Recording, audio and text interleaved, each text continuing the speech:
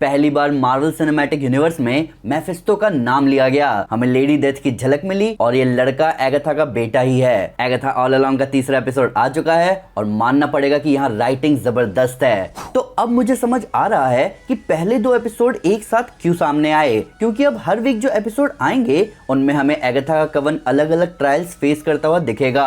और इस एपिसोड का नाम ही था through many miles of trick and trials, जो कि बैलेड ऑफ विचेस की ही लाइन है। इस एपिसोड में एगाथा के बेटे के बारे में बात हुई, हमें पोशन विच का क्राफ्ट दिखा, लेडी डेथ का क्लियर लुक मिला, कोई थैनोस को बुलाओ और बेचारी मिसेस हार्ट, मेरा मतलब है कि शैरन नहीं रही। हालांकि इस पूरे एपिसोड में हमें रियो विडाल नहीं दिखी, जिसके बारे में एक जबरदस्त फैन थ्योरी चल रही है। मैं आपको आगे बताता हूँ। तो दोस्तों, मैं हूं अमन सिन्हा और आज ब्रेक डाउन करने जा रहा हूँ एगाथा ऑल अलोंग के तीसरे एपिसोड का।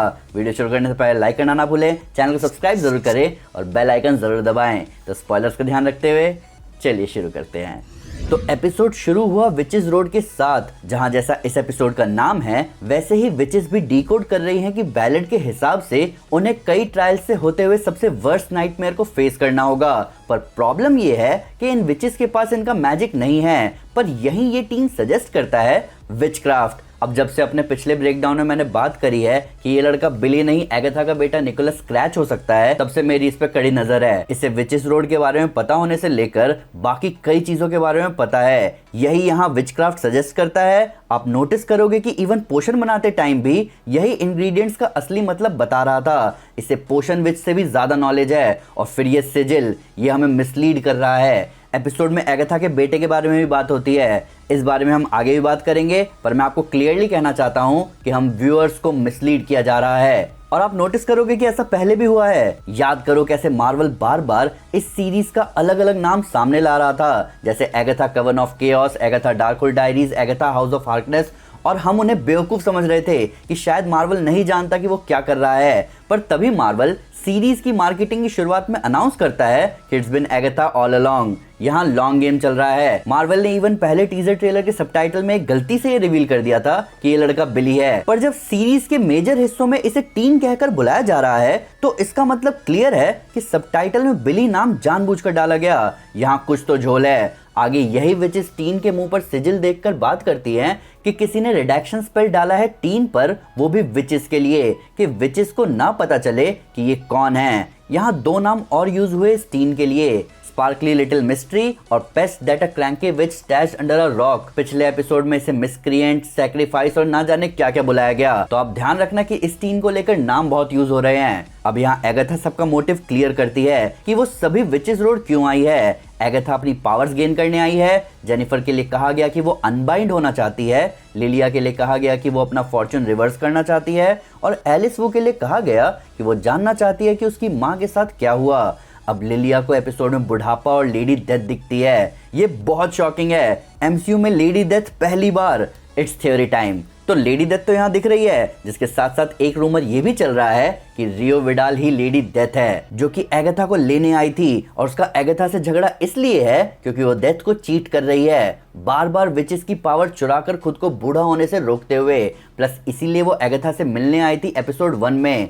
इन सब के ऊपर मैंने आपको पिछले हफ्ते अपनी बिगेस्ट चेंज इन एमसीयू वाली वीडियो में बताया था कि रियो विडाल को प्ले करने वाली ऑब्रे प्लाजा के लिए कहा गया है कि मार्वल उनकी कैरेक्टर को आगे और भी प्रोजेक्ट्स में दिखाना चाहता है। और इसका पूरा सेंस बन रहा है, क्योंकि लेडी डेथ को मार्वल में कहीं भी दिखाया जा सकता है और ये बहुत ऑसम होगा। वापस आते हैं ब्रेकडाउन पर। तो लिलिया ऑब्वियसली लेडी डेथ से दूर जा रही है। अब आते हैं एलिस वू पर। मैं आपको एगाथा ऑल अलोंग के ट्रेलर ब्रेकडाउन में ऑलरेडी बता चुका हूं कि एलिस वू कौन है। कॉमिक्स में एलिस वू अपनी माँ के किलर को ढूंढ रही होती है, जो कि एक डीमन होता है, और ऐसा यहाँ क्लियर है कि वो विचेस रोड इसीलिए आई है। यहाँ एगाथा के कवन को आगे एक घर दिखता है। अगर आपको सीरीज से ज्यादा रियलिस्टिक फील आ रही है तो इसका रीजन है सीरीज पर यूज हुए प्रैक्टिकल इफेक्ट्स। सीरीज की क्रिएटर जैक शेफर ने अपने इंटरव्यू में बताया कि उन लोगों ने फिल्मिंग के दौरान ज्यादा से ज्यादा प्रैक्टिकल सेट और इफेक्ट्स यूज करने की कोशिश करी है, ताकि सीजीआई पर ना के बराबर रिलाई करना पड़े, जो कि आज के टाइम में बहुत अच्छी बात है। तो इस घर में घुसते ही सबके कपड़ों के साथ साथ एपिसोड का रेजोल्यूशन भी चेंज हो जाता है। ये मुझे वांडा विजन की याद दिला रहा है, जहां जब वांडा विजन में हेक्स के अंदर का नजारा दिखता है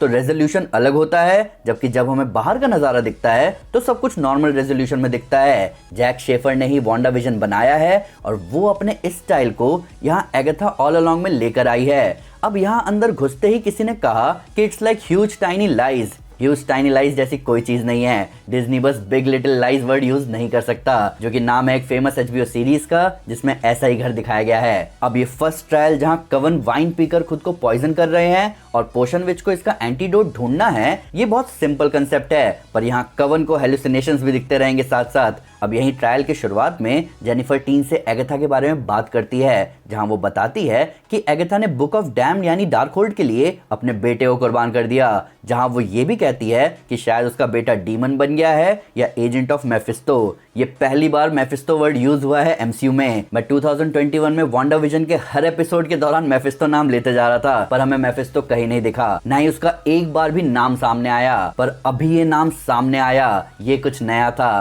प्लस एगाथा के बेटे का नाम है निकोलस स्क्रैच। कॉमिक्स में निकोलस को एगाथा से नफरत होती है क्योंकि एगाथा सेलम छोड़कर दुनिया से घुलने मिलने चली गई थी। अब मैं आपको जल्दी से फैंटास्टिक फोर इशू 153 की स्टोरी बताना चाहूंगा। इस स्टोरी में स्क्रैच न्यू सेलम का लीडर बनता है। न्यू सेलम की विजिस एगाथा को पकड़ लेती हैं और उसका ट्रायल शुरू होता है, जिसमें एगाथा निर्दोष पाई जाती है और इसके बदले में सेलम की विजिस निकोलस स्क्रैच को डार्क रियल्म्स में बैनिश कर देती है। तब निकोलस अपने बच्चे सेलम 7 को भेजता है, जिनकी पावर्स एगाथा ले लेती है और निकोलस को कैद कर लेती है। कॉमिक्स में निकोलस पर इल्जाम लगाया जाता है कि वो मेफिस्टो के लिए काम करता है, पर वो अपना असली मास्टर डोरमामू को बताता है। अब वापस आए इस ब्रेकडाउन पर तो मुझे बहुत क्लियरली लग रहा है कि ये लड़का निकोलस स्क्रैच ही है जो कि बदला लेने आया है। मैं आपको बता देना चाहता हूँ कि कॉमिक्स में एगाथा बुरी विच नहीं है, ना ही वो डार्क होल्ड के लिए अपने बेटे को कुर्बान करती है, पर यहाँ ऐसा दिखाया जा रहा है कि उसने ऐसा ही किया है। इवन आगे एगाथा के आगे उसके हेलुसिनेशंस भी आते हैं, जहाँ वो अपने बेटे के रोने की आवाज़ भी सुनती है, पर उसे उसके बेटे की जगह डार्क होल्ड दिखता है।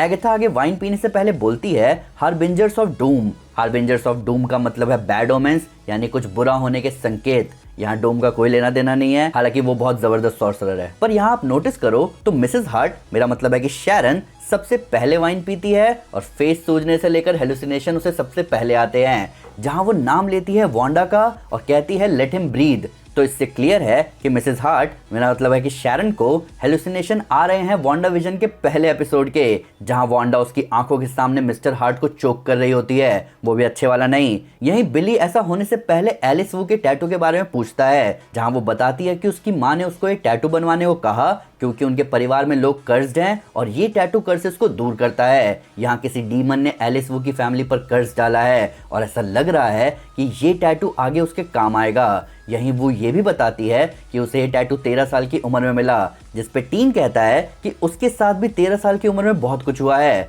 अब हमें याद है कि वांडा विजन में बिली और उसका भाई टॉमी पैदा हुए, फिर 5 साल के हुए, फिर 10 साल के हुए, फिर वो हेक्स के हटने के बाद गायब हो गए, जिसका मतलब उन्होंने 13 साल की उम्र देखी ही नहीं, जबकि इस टीन ने देखी है। अब देख रहे हो कि यहाँ कितने हिंट्स है कि ये लड़का बिली नहीं है, और ये सब तभी होना था जब मैंने इसको बिली बताकर इसकी ओरिजिन भी बता दी। तो मिसेस हार्ट, मेरा मतलब है कि शैरन ने पहले वाइन पिया, पहले सूजन झेला और पहले हेलुसिनेशंस फेस किए, जबकि एगाथा ने आखिरी में वाइन पिया और लास्ट में सारे इफेक्ट्स झेले। एलिस को उसकी माँ दिखी, जेनिफर को कोई ऐसा दिखा जिसने शायद उसे बाइंड किया है क्योंकि वो विचेस रोड अनबाइंड होने ही आई है, और लिलिया को दिखती है उसकी यंगर वर्जन, ओल्डर वर्जन और लेडी डेथ। आगे टीन लिटरली इंग्रेडिएंट्स बताने के साथ साथ हेल्प करता है पोशन को हीट करने में। इन सब के ऊपर उसके ब्लड के बिना पोशन इनकम्प्लीट था, तो यहाँ कवन के साथ साथ टीन का होना जरूरी था ही, और ट्रायल पूरा होते ही बाढ़ आ जाती है। मैं आपको बता रहा हूँ कि यहाँ राइटिंग बहुत जबरदस्त है, प्लस मेरा वांडा विजन का रिकैप देखना भी काम आया, जिसकी वजह से डिटेल और बेहतर समझ आ रहे हैं। अब दुख की बात यहाँ ये है कि मिसेस हार्ट, मेरा मतलब है कि शैरन, चल बसी। अब ये तो होना ही था, क्योंकि आप नोटिस करोगे कि जब पोशन में सब अपने बालों को डाल रहे थे तब सब भूल गए शैरन के बालों को डालना, जिसकी वजह से पोशन ने उस पर काम नहीं किया। पर इसका मतलब ये है कि अब इन्हें एक और मेंबर की जरूरत होगी, जहां शायद रियो विडाल की एंट्री हो, जिसके लिए सीरीज के आने से पहले कहा गया था कि वो है ग्रीन विच। और मिसेस हार्ट, मेरा मतलब है कि शैरन को एगाथा बेवकूफ बनाकर यहाँ लाई थी। आई होप हमें वो आगे जरूर दिखे। मैं डेबरा जोरब का बहुत बड़ा फैन हूँ, जिनकी फेमस सीरीज दैट 70 शो मैं आपको जरूर रेकमेंड करना चाहूंगा। अभी आगे मैं जो बोलने वाला हूँ स्पॉइलर हो सकता है, अगर आप स्पॉइलर नहीं लेना चाहते तो वीडियो को 5-10 सेकंड स्किप कर दो। इस सीरीज में डेथ और वीकन के होने की कंफर्मेशन हो चुकी है, वो भी उनके फंको पॉप टॉयज से, पर तब भी लग नहीं रहा कि ये लड़का बिली कैपलैन ही है। यहाँ कुछ तो झोल है। तो दोस्तों ये था ब्रेकडाउन एगाथा ऑल अलोंग के तीसरे एपिसोड का। यहाँ राइटिंग बहुत जबरदस्त है और अगर हर एपिसोड में ऐसा ट्रायल दिखता रहेगा और मिस्ट्री बनी रहेगी तो इन एपिसोड्स को वीकली लाना मार्वल के लिए सफल हो जाएगा और हमारे लिए भी। पर फिर भी कोई डिटेल मिस हो गई हो या आपके उसको नया फैक्ट है वीडियो से रिलेटेड तो प्लीज कमेंट पे जरूर बताएं या हमारे सोशल मीडिया हैंडल पर हमारे साथ शेयर करें। हम हर जगह हैं। तो दोस्तों अगर आप लेडी डेथ को थैनोस का दुख बढ़ाते हुए देखना चाहते हैं तो मैं आपको हमारी इन्फिनिटी गॉन्टेड सीरीज रेकमेंड करूंगा। साथ ही साथ अगर आपको वीडियो पसंद आए तो इस वीडियो को लाइक और शेयर जरूर करें और ऐसे कई सारे सुपर कंटेंट के लिए हमारे चैनल को सब्सक्राइब करना ना भूलें। Thank you guys, this is Aman Sinha and you are super super. Piece.